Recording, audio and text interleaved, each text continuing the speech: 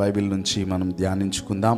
కొన్ని విషయాలు మనం చూసుకుందాం. ఒకసారి 118వ కీర్తన భాగము, ఒకసారి మీ బైబిల్ ఉన్నట్లయితే 118వ కీర్తన భాగము 15వ వచనం ఒకసారి చదువుకుందాం.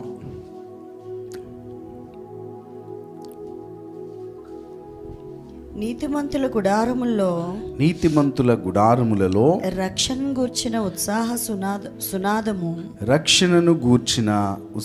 సునాదము వినబడును. యెహోవా దక్షిణ హస్తము సాహస కార్యములను చేయును. దేవుడి పరిశుద్ధ మాటను దీవించిన కాక. ప్రభువా, నీకు వందనాలు. ఈ రాత్రికాల సమయంలో మమ్మల్ని బలపరచండి. మాకు ధైర్యం ఇచ్చేవాడువు, మాకు నాయన బలమునిచ్చేవాడవు నీవే. మా యొక్క కార్యములను, సాహస కార్యములను జరిగించేవాడవు నీవే. నీ మీద ఆనుకుంటా ఉన్నాము నాయన. సూటిగా మమ్మల్ని బలపరిచి ఈ ప్రత్యేక దినమున నూతనమైన కార్యములు మా అందరి జీవితంలో జరిగించమని నజరేయుడైన యేసుక్రీస్తు నామం పేరిట ప్రార్థించి నమ్మి వేడుకొంచున్నాము తండ్రి. ఆమేన్, ఆమేన్, హల్లెలూయా. ఇక్కడ అద్భుతమైన ఒక మాట రాయబడింది. నీతిమంతుల గుడారములో రక్షణను గూర్చిన ఉత్సాహ సునాదము వినబడును. హల్లెలూయా. ఇక్కడ లాస్ట్ టైం నేను చెప్పాను, గుర్తుందండి? ఎంతమంది ఇంట్లో మీరు గృహ కూడికలు పెట్టుకుంటున్నారు, ప్రార్థనలు, మీ ఇంట్లో ఫ్యామిలీ ప్రేయర్స్ ఎంతమంది కొనసాగిస్తూ ఉన్నారు? ఓకే, ఒకవేళ కొనసాగించకపోతే ఈ నూతన సంవత్సరంలోనే దాన్ని కంటిన్యూ చేయాలి. హల్లెలూయా.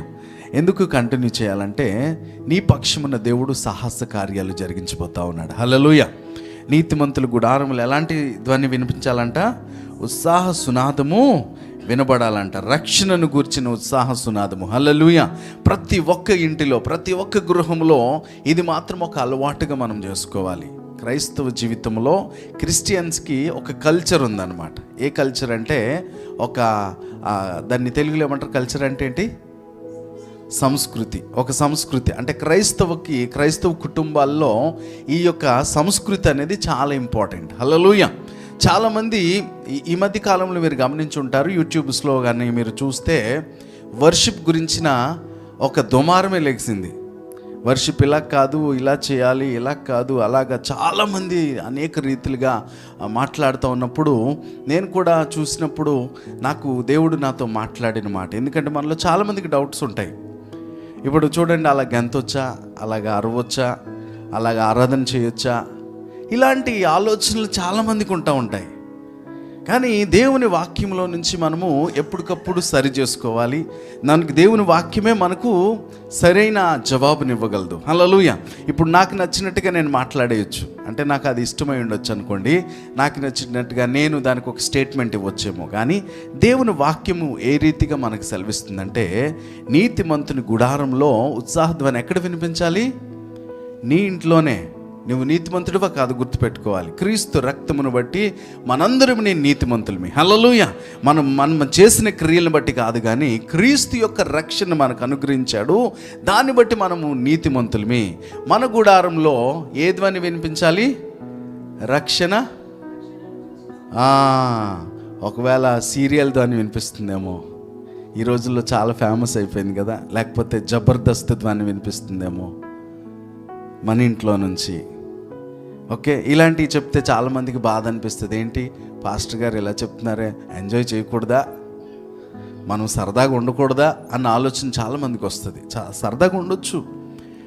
నేను అనేది ఏంటంటే, మన ఇంటిలో ఒక సంస్కృతి కలదు. ఏంటంటే కుటుంబం అంతా కలిసి కూడి ప్రార్థన చేసే అలవాటు రాను రాను కొదువైపోతూ ఉంది. అది నా బాధ. అర్థమవుతుందండి? కుటుంబం కూడి ఒక జబర్దస్త్ షో చూస్తూ ఉన్నారు, ఒక బిగ్ బాస్ షో చూస్తూ ఉన్నారు, ఏదన్నా కుటుంబంగా కూడి ఒకటి చేస్తూ ఉన్నారు. కానీ దేవుని సంఘముగా, దేవుని పిల్లలుగా, దేవుని కుటుంబముగా మనకున్న ఒక సంస్కృతి ఏంటంటే, మనం అందరము కూడి ప్రార్థన చేయలేకపోతున్నారు. అది నా బాధ. ఒకవేళ పిల్లలు రమ్మన్నారనుకో, మమ్మీ ఏంటి మమ్మీ బోరు, ప్రార్థన అంట, అలా తినేస్తున్నావు మమ్మీ. ఓకే, అంతసేపు ప్రార్థన చాలా కష్టం అన్న ఆలోచన పిల్లలకి ఎందుకు వస్తుందంటే, వాళ్ళకి దీని గురించిన అవగాహన లేక. ఈ అవగాహనని ఎవరు తెలియచేయాలి, ఎవరు కలిగించాలంటే కుటుంబముగా, తల్లిదండ్రులుగా మనమే వారికి తెలియపరచాలి. మనం దేవుని పిల్లలమే, మనం దేవుని బిడ్డలమి బయటికి వెళ్ళినప్పుడు, లోపలికి వచ్చినప్పుడు ప్రార్థన చేసుకోవాలి. ఏ పరిస్థితుల్లోనైనా దేవుని మీద మనం ఆధారపడాలి.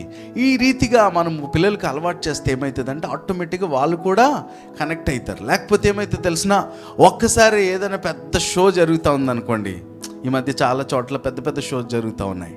ఓకే, అక్కడికి వెళ్ళినప్పుడు రెచ్చిపోయి గెంతేయచ్చు. వాళ్ళకి ఇంట్లో ప్రార్థన అలవాటు ఉండదు, పర్సనల్గా వర్షిప్ చేసుకునే అలవాటు ఉండదు. అది నేను తప్పనట్లా. అక్కడికి వెళ్ళినప్పుడు ఆ అట్మాస్ఫియర్లో ఆటోమేటిక్గా మనం ఇన్వాల్వ్ అవ్వచ్చు. నిన్నటి దినాన్న ఒక 2 days బ్యాక్ ఒక సిస్టర్ని నేను కలిశాను. ఆ సిస్టర్ MSc ఫిజిక్స్ చేశారు. తను లెక్చరర్ అనమాట. తను అన్యురాలు, ప్రభుని నమ్ముకోలేదు. అయితే తను ఇంటర్మీడియట్ డిగ్రీ చదివే టైంలో తన ఎక్స్పీరియన్స్ చెప్తా ఉంది. ఆ సిస్టర్ ఏమని అంటే, అన్న నేను చర్చ్కి ఆ టైంలో వెళ్ళేవాడిని అని, అప్పుడు మా ఫ్రెండ్స్ అందరు వెళ్తే వాళ్ళతో పాటు చర్చ్కి వెళ్ళిపోయేదాన్ని. వెళ్తే చర్చ్లో అందరూ ఏడుస్తూ ఉంటే నేను కూడా నా ఫేవరెట్ గాడ్ని నేను ఊహించుకొని నేను కూడా ఏడ్చేసేదాన్ని వాళ్ళు ఏడుస్తూ ఉంటే. తర్వాత వచ్చేసి అయినా ఎందుకు ఏడుస్తున్నారు అని క్వశ్చన్ వచ్చేది. నాకు అర్థమయ్యేది కాదు. ఏంటని ఆ చర్చ్ కంటే అందుకే భయం వేసేది నాకు చర్చ్కి మళ్ళీ వెళ్ళాలంటే. అంటే ఆ సరౌండింగ్లో, ఆ ప్రెజెన్స్లో ఏది చేస్తారో ఆటోమేటిక్గా వాళ్ళని చూసి మనకు కూడా ఆ అట్మాస్ఫియర్లో అలా కలిసిపోతూ ఉంటాం. కానీ నిజమైన రక్షణ సునాదంలోనికి నువ్వు ఎప్పుడైతే వస్తావో, నీ ఇంట్లో నుంచి ఒక రక్షణ సునాదము బయటికి వెళ్తూ ఉందో, అక్కడ దేవుని యొక్క ఉజ్జీవం వస్తుంది. హల్లెలూయా. ఒక ఉజ్జీవమే కలుగుతుంది. అనేక ఆత్మల రక్షణ జరగాలి. హల్లెలూయా.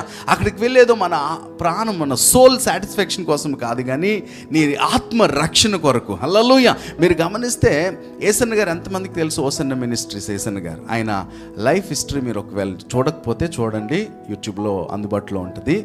ఆయన లైఫ్ హిస్టరీలో నేను ఒక విషయం చూశాను.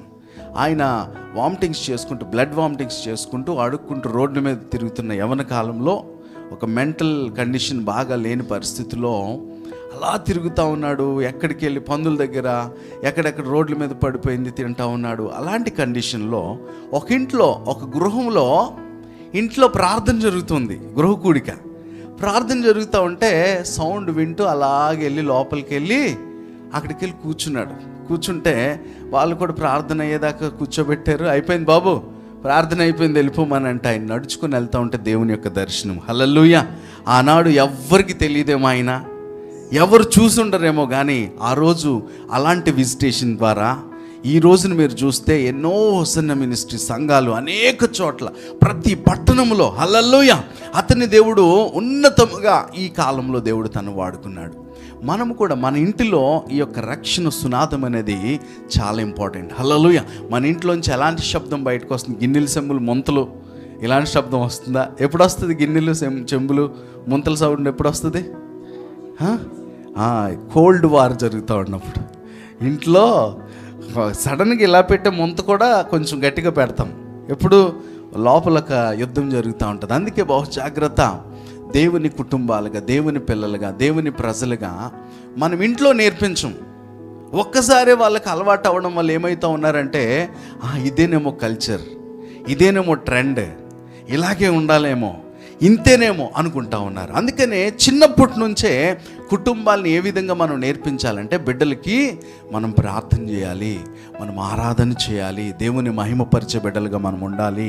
మనం ఎప్పుడైతే కుటుంబాలకు ఇలా చేస్తామో, మన ప్రాంతం కోసము మనం ప్రార్థన చేయాలని నేర్పించాలి. మన రాజ్యం కోసము, మన యొక్క జిల్లా కోసం, మన రాష్ట్రం కోసం, మన భారతదేశం కొరకు, నశించిపోతున్న ప్రజల కొరకు మనం ప్రార్థన చేయాలని చిన్నప్పటి నుంచి నేర్పిస్తేనే ఆ భారం, ఆ బాధ్యత వస్తుంది. ఒక్కసారే చేతులు ఎత్తండి అంటే వాళ్ళకేమో మొహమాటంగా ఉంటుంది. సంఘంలో కొంతమంది వస్తారు, ఆరాధన చేస్తుంటే రెండు చేతులు పైకెత్తండి అంటే వాళ్ళు చాలా ఇబ్బంది పడతారు. ఎందుకు? అలవాటు లేదు. వాళ్ళ ఇంట్లో అలవాటు లేకపోతే ఎలా చేస్తారు? నిజానికి దేవుడు మనల్ని ఎందుకు ఎన్నుకున్నాడు, ఎందుకు ఏర్పాటు చేసుకున్నాడంటే దేవుని మహిమపరచడం కోసం. హల్లెలూయా. దేవుని ఆరాధన చేయడం కోసం దేవుడు మనల్ని పుట్టించాడు. ఒకవేళ మీరు ఆరాధన చేయకపోతే ఎవరిని చేయించుకుంటాడంట? బైబిల్లో ఒక మాట ఉంటుంది. యేసుప్రభు ఏమంటాడు తెలిసిన? మీరు ఒకవేళ చేయకపోతే రాళ్ళు నన్ను మహిమపరుస్తాయి, రాళ్ళు నన్ను స్తుతిస్తాయి. అంటే జీవం లేని వాటితో కూడా దేవుడు చేయించుకోవడానికి సమర్థుడు. హల్లెలూయా. కాబట్టి ప్రియమైన దేవుని సంగమా, ఈ నూతన నిబంధనలు గుర్తుపెట్టుకోండి. మన ఇంట్లో ఈ రక్షణ సునాదం ద్వారా ఎంతమంది రక్షణ పొందుతారో మనకు తెలియదు. హల్లెలూయా. ఒక్క వ్యక్తి, ఒక యేసన్న గారు రక్షణ పొందాడు ఆ రోజు నా గృహంలో.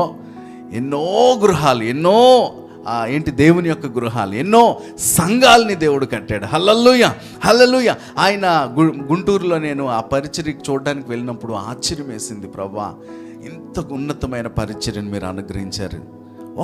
ఒక వ్యక్తి, ఆ కుటుంబం ఎవరో కూడా ఎవరికి ఇప్పటికి తెలియకపోవచ్చు, కానీ వారి ఇంటిలో చేసే ఆ ప్రార్థన, హల్లెలూయా.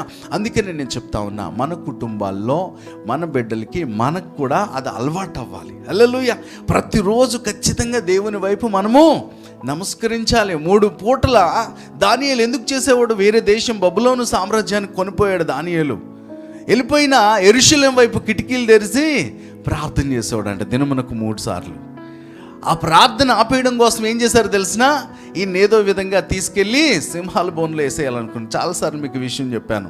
అని అయినను ఆయనకి తెలిసిన రూల్ తెలిసిన మానక ప్రార్థన చేస్తూ ఉంటే రాజు తీసుకెళ్ళి సింహాల బోన్లో పడేసినప్పుడు రాజు కూడా పశ్చాత్తాపడతాడు. రాజా, అయ్యా దానియేలు, మీ దేవుడే నిన్ను కాపాడుతాడంటే ఆశ్చర్యరీతిగా దేవుడు తన్ని సింహాల నుంచి తప్పించాడు. హల్లెలూయా. అందుకనే నేను చెప్తా ఉన్నా, మన కుటుంబానికి మనకు పర్సనల్గా దేవునితో ఇట్టి రీతి సహవాసము చాలా అవసరము. హల్లెలూయా. మనం ఎప్పుడైతే ఎలాంటి కార్యాలంట అలా చేసినప్పుడు, యెహోవా దక్షిణ హస్తము సాహస కార్యములను చేయును, నీ పక్షమున ఎవ్వరు చేయలేని కార్యాలు. హల్లెలూయా. ఎప్పుడు చూడని కార్యాలు, ఎప్పుడు వినని అద్భుతమైన కార్యాలు, ఎప్పుడు కనని అద్భుతమైన కార్యాలు నీ జీవితంలో దేవుడు చేయడానికి ఇష్టపడతా ఉన్నాడు. ఎప్పుడు తెలిసిన? కుటుంబముగా మనము ఇట్టి ప్రార్థన జీవితము. నీ యొక్క ఇంటి నుంచి ఏం రావాలంట? ఉత్సాహ సునాదము. హల్లెలూయా. ద్వితీయోపదేశకాండము 12:12 ఒకసారి ఒక మాట ఉంది, చూద్దామా? ద్వితీయోపదేశకాండము. మీరు మీ కుమారులు, మీ కుమార్తెలు, మీ దాసులు, మీ పనికత్తెలు మీలో పాలైనను స్వాస్థ్యమైనను పొందక మీ ఇండ్లలో ఉండు లేవీయులు మీ దేవుడైన యెహోవా సన్నిధిని సంతోషింపవలెను. హల్లెలూయా. ఏం చేయాలంట? ప్రతి ఒక్కరు కూడా దేవుణ్ణి సంతోషించాలి. దేవుని సన్నిధిని బట్టి మీ ఇంట్లో ఉన్న ప్రతి ఒక్కరు. చాలా ప్రాబ్లం ఏంటి, బాధాకరమైన విషయం ఏంటంటే, అమ్మ ప్రార్థనలో కూర్చుంటే నాన్న కూర్చోడో తెలియదు. ఓకే, నాన్నగారు కూర్చుంటే అమ్మగారు కూర్చుంటారో లేదు తెలియదు. అమ్మ నాన్న కూర్చుంటే పిల్లలు కూర్చుంటారో లేదు తెలియని పరిస్థితి. కానీ వాక్యం ఏం సెలవిస్తూ ఉంది? కుటుంబంలో ఎంతమంది ఉంటే అందరూ కూర్చొని దేవుణ్ణి స్తుతించాలి, దేవుని గణపరచాలి. ఇది ఒక క్రమము. క్రైస్తవులుగా మనం పిలువబడుతున్న మనం గుర్తుపెట్టుకోవాలి కుటుంబ అందుకనే జాషువా ఏమంటాడు తెలిసిన? నేనును నా ఇంటి వారును యెహోవాను సేవిస్తాము. హల్లెలూయా. ఈ యొక్క నిబంధన ఈ 2026లో మీరు చేసుకొని చూడండి. కావాలితే నేను ఫస్ట్ టైం కూడా చెప్పాను, ఈ సంవత్సరం స్టార్ట్ అవుతుండగానే నేను మీ అందరికీ చెప్పాను, ఏమని తెలిసిన? మీరు కంపల్సరీ ఈ కుటుంబ ప్రార్థన అనేది కొనసాగించాలి. ఒకవేళ ఉదయకాలంలో మీరు డ్యూటీల్లో బిజీగా ఉంటే ఖచ్చితంగా రాత్రి వేళ ఇంటికి వచ్చినప్పుడు డ్యూటీలు అయిపోయి అందరు పనులు అయిపోయినాక ఒక్క అరగంట దేవుని కోసం ఒక స్తుతి పాట, ఒక ఆరాధన పాట, ఒక చిన్న వాక్యం చదువుకొని ఆ వాక్యంలో ఉన్న మాటని ఇంట్లో ఎవరొకరు పెద్దలు ఉంటే ఆ మాటను వివరించి అందరి గురించి ప్రార్థన చేసి, వాళ్ళు చుట్టాలు బంధువుల కోసం ప్రార్థన చేసి, ఎవరైతే ఇబ్బందుల్లో ఉన్న వాళ్ళ గురించి ప్రార్థన చేయడం నేర్పించాలి పిల్లలకి.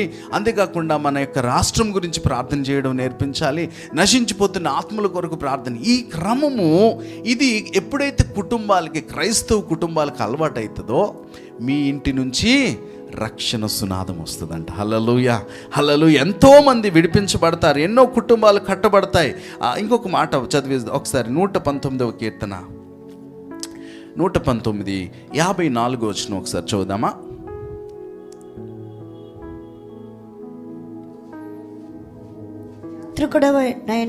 యాత్రికుడనైనా నేను నా బస్సులో పాటలు పాడుటకు నీ కట్టడలు హేతువులాయెను.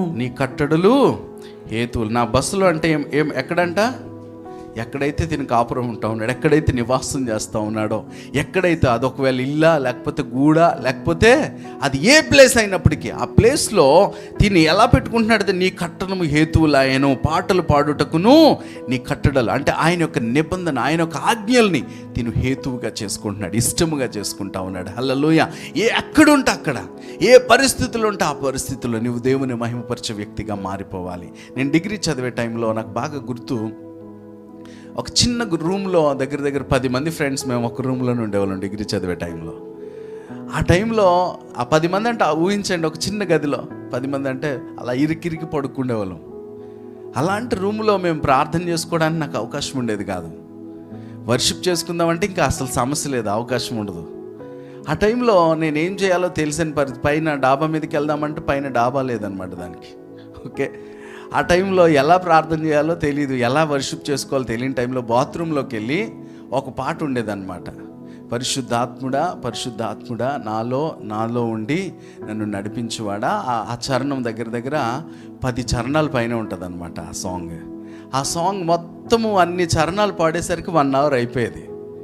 ఎక్కడ చేయాలో తెలియక బాత్రూంలోకి వెళ్ళి పరిశుద్ధాత్ముడా పరిశుద్ధాత్ముడా నాలో ఉండి నన్ను నడిపించువాడా, నీవు నేను కలిసి పని చేద్దామయ్యా, ప్రార్థన వాక్యము నీదేనయ్యా, నువ్వు నేను కలిసి ప్రార్థన చేద్దాం, పాటలు పాడదాం, పరిశుద్ధాత్మునితో అటు రీతిగా నేను సహవాసం చేసేవాడిని.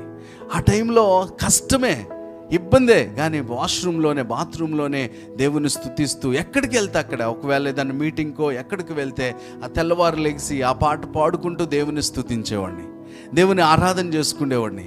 అది అలాగ కొనసాగింది. నేను డిగ్రీ ఫైనల్ ఇయర్కి వచ్చేసరికి పరిస్థితి ఏమైంది తెలిసిన, నేను ఒక్కడినే పెద్ద రూము రెంట్కి తీసుకొని, ఓకే నేను రెంట్కి తీసుకుని, నాకు చిన్న రూమ్ ఉండేది, అలాంటిది 3 గదులు ఉన్న పెద్ద ఇల్లు నేను రెంట్కి తీసుకోవడానికి దేవుడు నాకు అద్భుతంగా కృప కలుగజేశాడు. హల్లెలూయా. అంతేకాకుండా చాలామంది ఇంజనీరింగ్ ఫ్రెండ్స్ ఉండేవాళ్ళు నా దగ్గర, వాళ్ళకి రెంట్లు కట్టుకోలేక తాళం వేసేస్తే అవి కూడా విడిపించడానికి దేవుడు నాకు సామర్థ్యం ఇచ్చాడు. హల్లెలూయా హల్లెలూయా. నేను దేవుని నామంలో ఎందుకు చెప్తా ఉన్నా తెలిసిన, నీ పరిస్థితి ఎంత దీనముగున్నా, ఎలాంటి పరిస్థితి, ఆశ్చర్యమైన కార్యాలు నీ ద్వారా దేవుడు జరిగిస్తాడు. హల్లెలూయా.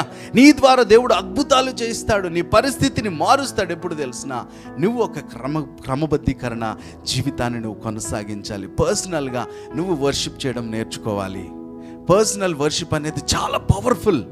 ఎప్పుడైతే అలాంటి వర్షిప్ చేస్తూ ఉంటే ఏమైతే తెలిసినా, బైబిల్లో చాలా చోట్ల ఈ వర్షిప్ గురించి ఈ మధ్య చాలామంది రకరకాలుగా మాట్లాడుతూ ఉన్నారు. పాత నిబంధనలో అలాగే ఏయో చెప్తా ఉన్నారు. నిజానికి వర్షిప్లో ఉన్న పవర్ ఏంటి తెలిసినా, అందుకనే హృదయము నీ మనస్సు ఒకటై దేవుని ఆరాధన చేయాలి. అందుకని ఆత్మతోనూ సత్యముతోనూ ఆరాధన చేయాలి.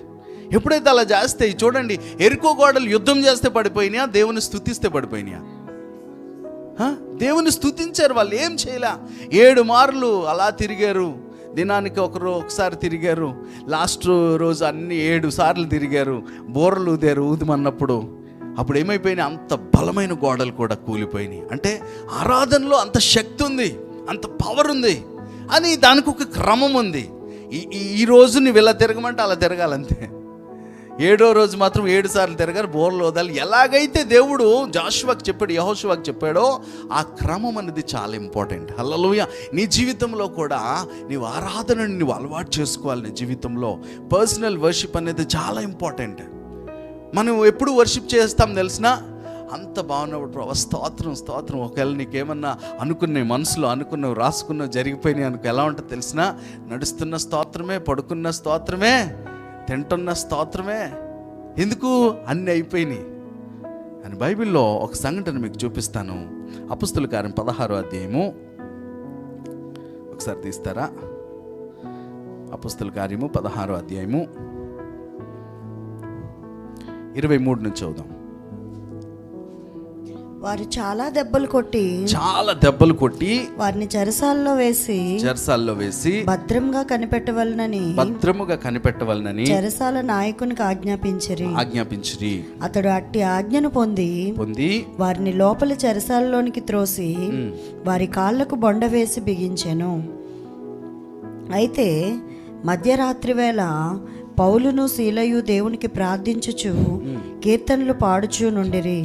ఖైదీలు వినుచుండిరి. అప్పుడు అకస్మాత్తుగా మహాభూకంపము కలిగెను. చెరసాల పునాదులు అదిరెను. వెంటనే తలుపులన్నీ తెరుచుకొనెను. అందరి బంధకములు ఊడెను. అంతలో చెరసాల నాయకుడు మేలుకొని చెరసాల తలుపులన్నీ తెరిచి ఉండుట చూచి, చాలా ఈ స్టోరీ మీ అందరికి తెలుసు. లాస్ట్ టైం కూడా మనం మాట్లాడుకున్నాం. మీకు ఒక విషయం చెప్పాలని నేను ఆశపడతా ఉన్నాను. వీళ్ళు ఏం చేశారంటే, పక్కూరులో ఒక అద్భుతం చేశారు. దేవుడు మహత్కార్యం జరిగించి ఇంకొక ఊరు వచ్చేసరికి ఏం చేశారు తెలిసిన, వీళ్ళు ఇలాంటి పని చేస్తున్నారు, వీళ్ళని జైల్లో పెట్టాలని ఒక మాట రాగానే వాళ్ళని కొట్టారంట. ఏం చేశారంట, వారు చాలా దెబ్బలు కొట్టి, ఏమంట చాలా దెబ్బలు అంటే చావ దెబ్బలు తిన్నారు, ఒళ్ళంతా పులిసిపోయింది. ఓకే, దెబ్బలు కొట్టి చెరసాలలో భద్రముగా కనిపెట్టవలనని చెరసాల నాయకుని చెప్పి అతన్ని అట్టి ఆజ్ఞను పొంది వారిని లోపల చెరసాలలోనికి త్రోసి వారి కాళ్లకు బొండాలు వేసి బిగించారంట. ఏం చేశారు, చెరసాలంటే ఇప్పుడు మనకులాగా సెల్లో ఎట్టారంటారా?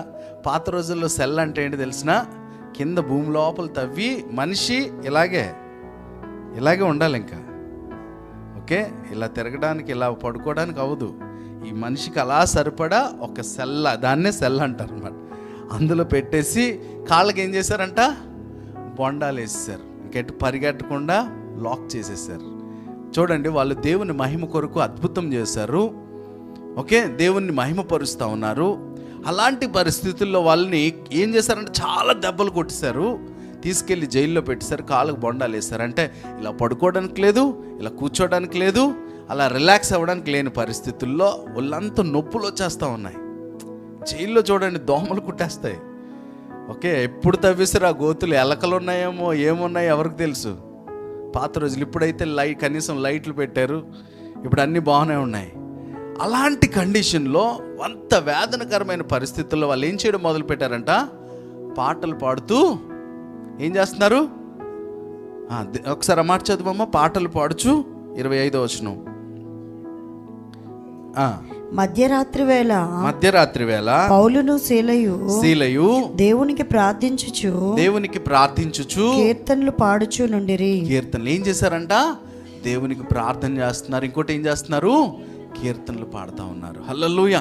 నీ జీవితంలో కూడా కష్టం రాగానే అలా ఏడ్చుకొని దేవుడే ఉంటే నాకెందుకు కష్టాలు, దేవుడా అని దేవుడి మీద ఏడవమాక. చాలామందికి ఉన్న అలవాటు ఏంటి తెలిసిన, దేవుని మీద అలగడం, దేవుడి మీద ఏడడం. చిన్న కష్టం రాగానే వీళ్ళకున్న కష్టం ఎవరికన్నా వచ్చి ఉంటుందండి ప్రపంచంలో ఈ దినాల్లో. ఎంత బాధాకరమైన కష్టం అండి. ఇలా వంగడానికి లేదు, వాడడానికి లేదు, ఏమీ లేదు. అలాంటి టైంలో మధ్యరాత్రి వేళంట చప్పట్లు కొడుతూ ప్రార్థన చేస్తే ఆ జైల్లో ఉన్న వాళ్ళు అందరూ వింటున్నారంట. ఎంత గట్టి పాడుంటారో ఆలోచించండి. అందరూ వింటూ ఉన్నారు. వీళ్ళు ఏం చేస్తున్నారు, దేవుణ్ణి మహిమపరుస్తూ ఉన్నారు. నిజమైన అంటే క్రమముగా మీ జీవితంలో ఆరాధన చేసే అలవాటు ఉంటే, క్రమముగా ప్రార్థన చేసే అలవాటు ఉంటే, క్రమముగా దేవునితో సహవాసం చేసే అలవాటు ఉంటే, అది కష్టమైనా, అది సెల్ అయినా, అది జైలు అయినా, అది ఒక సింహాల బోనైనా నువ్వేం చేయడం నేర్చుకుంటావు తెలిసినా, మానక ఆ పని చేయడం మొదలు పెడతావు. అని మనకు చిన్న కష్టం రాగానే, అమ్మో చిన్న కష్టం రాగానే, ప్రభా నువ్వు ఉన్నావా ఏంటి ప్రభా డిమాండ్. నేను రిక్వెస్ట్ చేస్తా ఉన్నా ప్రియమైన దేవుని సంగమా, ఈ అంత్యకాలపు ఉజ్జీవము మన ద్వారా ఆగిపోకూడదు. ఈ అంత్యకాలం దేవుడు నిన్ను పెట్టాడంటే ఈ ఉజ్జీవం నీలో నుంచే బయటికి రావాలి. హల్లెలూయా, హల్లెలూయా. నువ్వు ఆరాధన చేస్తూ ఉంటే దెయ్యాలు పరుగులెత్తుకొని రావాలి. హల్లెలూయా, హల్లెలూయా. దెయ్యాలు పట్టిన వాళ్ళు అందరూ విడుదల పొందాలి, మారు మనసు పొందాలి. వెంటనే ఆ తర్వాత ఏమైంది తెలిసిన, ఆ జైలరు ఆ కుటుంబం అందరూ కూడా బాప్తిస్మం తీసుకున్నారంట. 33వ వచనంలో ఇమ్మీడియట్గా జరిగే కార్యక్రమం ఏంటి తెలిసిన, ఈ ప్రభు మాకు కావాలి. హల్లెలూయా. నువ్వు ఆరాధన చేసే వ్యక్తివైతే, నువ్వు దేవుని మహిమపరిచే వ్యక్తివైతే ఏమైతే తెలిసినా, ఆ చెరసాల్లో ఉన్న జైలరు ఆ కుటుంబం అంతా రక్షణ పొందేలాగా దేవుడు చేశాడు. నిన్ను బట్టి నువ్వు ఎంత శ్రమలో ఉన్నా, ఎంత బాధలో ఉన్నా, ఎన్ని సాకులు చెప్పనవసరంలా. మనం ఏమంటే తెలిసినా మన శ్రమని, మన బాధని హైలైట్ చేస్తూ ఉంటాం. ప్రభా నీకు తెలుసా నా బాధ, నా కష్టాలు మామూలు కష్టాలు కాదండి, ఎలాగండి అలాగండి అని మనం అనుకుంటాం. కానీ ఆ కష్టాల మధ్యలో, ఆ బాధల మధ్యలో వీళ్ళు ఏం చేయడం మొదలు పెడతా ఉన్నారు తెలిసినా, పాటలు పాడుతూ ప్రార్థన చేస్తూ ఉన్నారు. ఎందుకు ఇది చేయగలుగుతున్నారంటే వాళ్ళకి అది అలవాటు అయింది. వాళ్ళు రెగ్యులర్గా చేసే పని మధ్యరాత్రిలో లేచి, ప్రభువా ఈ శ్రమను బట్టి మీకు వందనాలు. పరలోకం నుంచి దేవుడు శక్తిని పంపించాడు. ఏం పంపించాడు? దేవుడు శక్తిని పంపించి అందరి సంఖ్యలు ఊడిపోయినాయి అంట. హల్లెలూయా. నువ్వు ప్రార్థన చేస్తూ ఉంటే నీ చుట్టుపక్కల సంఖ్యలు ఊడిపోవాల్సిందే. హల్లెలూయా.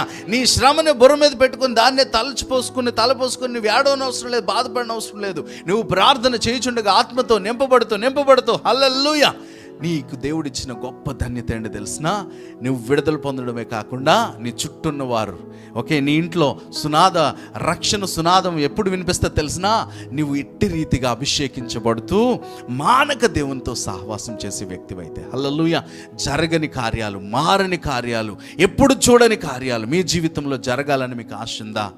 దేవుని దగ్గర కూర్చోండి, హల్లెలూయా. దేవుని దగ్గర ఒక స్పెషల్ టైం పెట్టుకొని, వీళ్ళకి టైం ఏమైనా ఉందా? అర్ధరాత్రి అంటే ఎప్పుడు?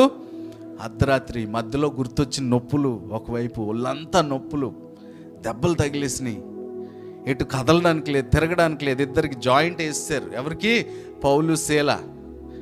ప్రభువా మీకు స్తోత్రం, హల్లెలూయా. ఆ సీన్ ఎలా ఉంటుందో మనం చూడలేదు, కానీ విజువలైజ్గా దేవుని సందులో అడిగినప్పుడు, అది చూసినప్పుడు నాకు ఏడుపు వచ్చింది. ప్రభువా, నువ్వు ఇట్టి మనస్సాక్షి కలిగి ఉండాలి ప్రభువా, నిన్ను మహిమపరిచే బిడ్డలుగా మేము కూడా మారిపోవాలి ప్రభువా, నిన్ను ఇట్టి రీతిగా మేము ఘనపరిచే బిడ్డలుగా మేము మారిపోవాలి. కుటుంబాలకు ఎప్పుడైతే మనం అలవాటు అవుతామో ఏమైతే తెలిసినా, ఇంట్లో ఉన్న ప్రతి ఒక్కరికి ఇది అలవాటు అవ్వాలి, ఈ కల్చర్ అలవాటు అవ్వాలి. కానీ చిన్న కష్టం, మోకాళ్ళు, అమ్మో నొప్పి చేస్తున్నాయి మోకాళ్ళు, అమ్మో నేను మోకాళ్ళు ప్రార్థన చేయలేను, నా వల్ల కాదు, అమ్మో, ఇవన్నీ ఎందుకు అలవాటైనాయి అంటే మనకి కల్చర్ అలవాటు అవ్వట్లా.